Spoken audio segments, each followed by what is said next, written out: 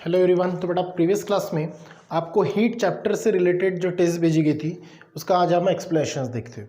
वो टेस्ट के अंदर में आपको 10 डिफरेंट एमसीक्यूज थे, आपको अच्छे से सॉल्व किए होंगे या फिर उसमें कुछ डिफ़िकल्टीज आ गई होंगी, तो हम वन बाय वन डिस्कस करते हैं। ठीक है, जो एमसीक्यूज आपको भेजे गए थे वो 10 एमसीक्यूज इस प्रकार से थे, वन बाय वन। ठीक है, चलो फर्स्ट हाफ में हम पहले 5 एमसीक्यूज देखते हैं कि उसमें आपको क्या पूछा गया था और उसका करेक्ट आंसर क्या होता है। ठीक है, देखो पहला क्या पूछा था, fill in the blanks is used to study anomalous behaviour of water.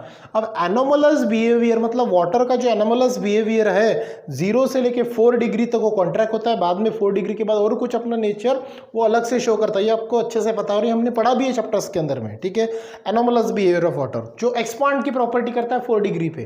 तो यहाँ पे कौन सा कैलोरीमीटर है, जूल्स एपैरेटस है, होप्स एपैरेटस या फिर थर्मास फ्लास्क। तो इनमें कौन सा आपका एपैरेटस जो है उसको प्रूव करता है और आपको बताता है। तो जिसमें हमने देखा था एक सिलेंड्रिकल ट्यूब था जिसमें हमने आइस वगैरह रखा था, मिक्सचर रखा था आइस और सॉल्ट का, 2 थर्मोमीटर लगाए थे। वो जो एपैरेटस था वो था बेटा आपका होप्स एपैरेटस। कौन सा एपैरेटस था? होप्स एपैरेटस, जिसने शो करके बताया था कि ये जो एक्सपेरिमेंट है, क्या बोला मैंने, वो जो एक्सपेरिमेंट है वो क्या करता है, आपका शो करता है anomalous behaviour of water, that is Hope's apparatus. ठीक है, second, when water boils and it converted into steam, then क्या होगा? जब वाटर्स को हमने बॉईल किया, हीट प्रोवाइड किया और वो स्टीम में कन्वर्ट हुआ, मतलब liquid will get converted into gas, तब क्या होता है? तो वहां पे अलग अलग ऑप्शन देखो, heat is taken in and temperature remains constant. Vapour में क्या होगा?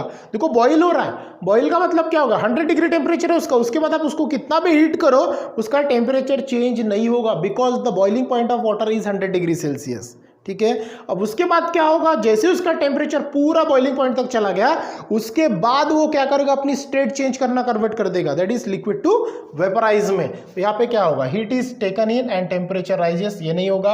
Heat is given out and temperature, ये भी नहीं होगा।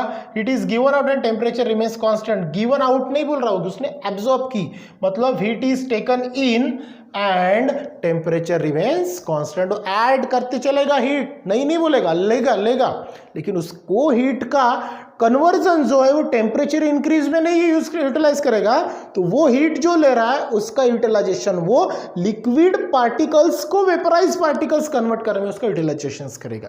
समझ में आया? करके heat is taken in and temperature remains constant. Third one, heat is absorb when 1 gram of ice melts at 0 degree Celsius. 1 gram of ice को हीट जो प्रोवाइड होगा तो वो 0 डिग्री सेल्सियस में होगा। To form 1 gram of water at the same temperature is fill in the blanks calories. और जब भी हमें यह एक टेबल में कांस्टेंट वैल्यू देखी थी, जब भी 1 ग्राम ऑफ आइस मेल्ट होता है 0 डिग्री पे और 1 ग्राम ऑफ वाटर का टेम्परेचर अगर वो कन्वर्ट होता है, सेम रहता है, तो उसकी वैल्यू होती है 80 कैलोरी। कितना होता है? 80 कैलोरी, जो आइस को वाटर में कन्वर्ट करता है। 80 कैलोरी कांस्टेंट है, ध्यान में रखना, क्योंकि कभी कभार आपको प्रॉब्लम में दी नहीं रहती है तो अपने मन से कांस्टेंटली पुट करना होता है, वो थी 80 कैलोरीज। ठीक है, now specific latent heat vaporisation of water. अगर जब भी हम specific heat of latent vaporisation water की करते हैं तो उसकी भी कांस्टेंट वैल्यू है 540 ग्राम पर कैलोरी या फिर कैलोरी पर ग्राम। तो यहाँ पे 880, 54 और 540, तो कांस्टेंट वैल्यू ध्यान में रखना, 540 दोनों वैल्यू कांस्टेंट ध्यान में रखना, आइस की और latent heat of vaporisation of water, specific latent heat. ठीक है, फिफ्थ का देखो, the specific latent heat of fusion of ice is.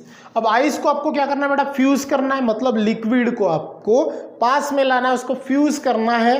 तो वो क्या होगा, सिंपल, जो हीट एब्जॉर्ब होगा, जो आइस लिक्विड आइस को कन्वर्ट करेगा वाटर में, same to same specific heat जो आइस की होगी वो भी क्या होगी, सेम टू सेम होगी, 80 कैलोरी पर ग्राम की। ठीक है, चाहे आइस टू वाटर करो या फिर वाटर टू आइस करो, तो सेम टू सेम क्या होगी, उसकी लेटेंट हीट होगी। नाउ नेक्स्ट देखो क्या, if the temperature of water is decrease from 4 degree Celsius to 0 degree Celsius, then अब होगा क्या, जब भी हम इसका टेम्परेचर डिक्रीज करते हैं तो होता क्या है, anomalous behaviour of water, temperature is reduces according to 4 degree to 0, तो उसका वॉल्यूम क्या होता है, इंक्रीजेस करके, तो एनोमलस बिहेवियर बोलते हैं। तो क्या होगा, वॉल्यूम इंक्रीजेस और डेंसिटी क्या होगी उसकी, डिक्रीजेस।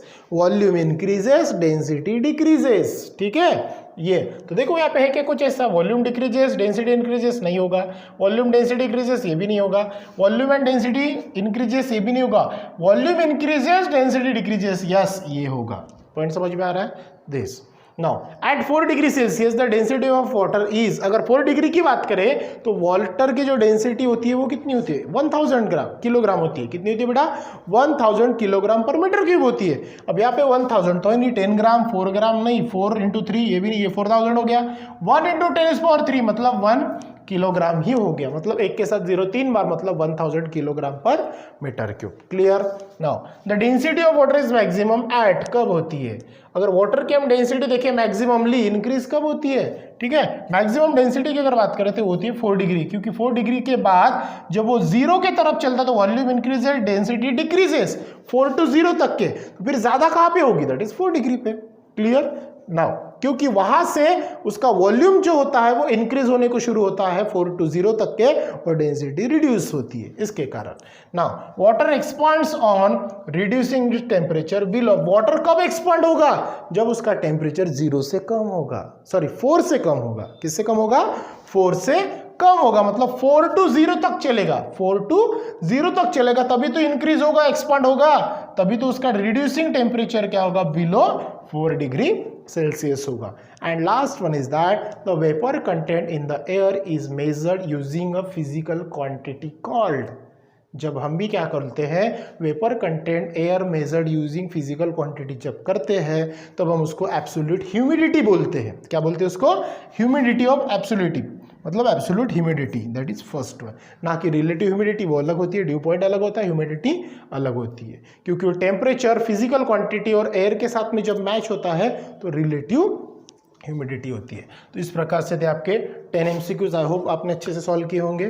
ठीक है, जो भी गलत भी हो गया होगा उसको सुधारना, ताकि हम नेक्स्ट टाइम जब भी आप इसको सॉल्व करो तो वो मिस्टेक ना हो। ठीक है, सो थैंक यू।